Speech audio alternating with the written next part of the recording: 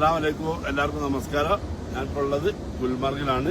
ഗുൽമർഗിലെ കാഴ്ചകൾ ഞാൻ നിങ്ങൾക്ക് ഈ വീഡിയോയിൽ കാണിച്ചു തരും.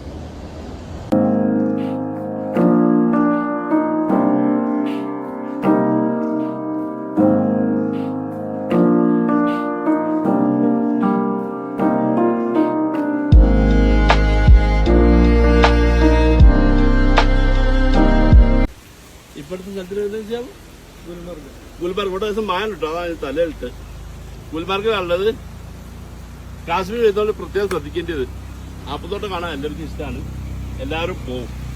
ഇവിടെ ആപ്പിളുണ്ട്, പിയറുണ്ട്, ഇതെല്ലാം ഉണ്ട്. പക്ഷെ ഇവിടെ ആപ്പിൾത്തോട്ടത്തിൽ 20 രൂപ കൊടുക്കണം ഒരാൾക്ക് എൻട്രി ഫീസ്. നമ്മൾ പറയുന്നുണ്ട് ലോകത്ത് എല്ലാ സ്ഥലത്തും എവിടെ പോയാലും മലയാളികൾ കാണാൻ. ഇത് മലയാളികളായി നമ്മൾ കൊടുള്ളിക്കാൻ ഒരു തോട്ടാണ്. വാടക എടുത്താലേ വാടക എടുത്ത് നടത്തുകയാണ്. ഇവിടെ വരെ ആപ്പിൾ പറിക്കുക, നിങ്ങൾ കഴിക്കുക, കൊടോളം തരും. കൊടോളത്തിന് മാത്രം പൈസ കൊടുത്താൽ മതി. അപ്പോൾ എല്ലാവരും സിയാമിൻ്റെ പേര് നമ്പർ എഴുതിയേക്കുക. കാശ്മീർ എന്തായാലും വലിയൊരു ബന്ധപ്പെടുക.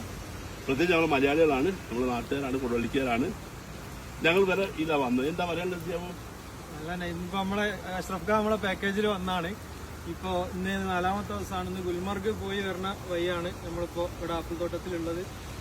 അപ്പോൾ എല്ലാവരും വരിക, മാക്സിമം എൻജോയ് ചെയ്യുക അല്ലേ?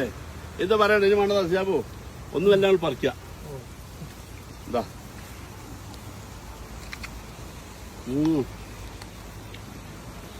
അടിപൊളി.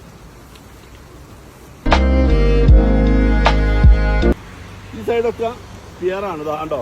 പിന്നെ ഇവിടെ ഉണ്ട് പ്ലംബ് ഉണ്ട്. പ്ലംബ് ഇല്ല സിയാബോ? പ്ലംബ് ആ ഭാഗത്തൊക്കെ പ്ലമ്മാ. ഇപ്പം മഴ ഉണ്ട്, അതാണ് ഭയങ്കര മാലിന്യം പെയ്യുന്നുണ്ട്. ഇതൊക്കെ പിയർ. ഇതൊക്കെ ഇത്ര വലുത് മാസമാവും. ഓഗസ്റ്റ് ലാസ്റ്റ് വരുമ്പോൾ എല്ലാവർക്കും കാണാൻ പറിച്ച് കൊണ്ടാകുമ്പോൾ നാട്ടിൽ കൊണ്ടാ.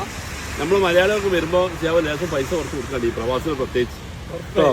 പ്രവാസികൾ എപ്പോഴും പര്യടനം പരിഗണിക്കണം.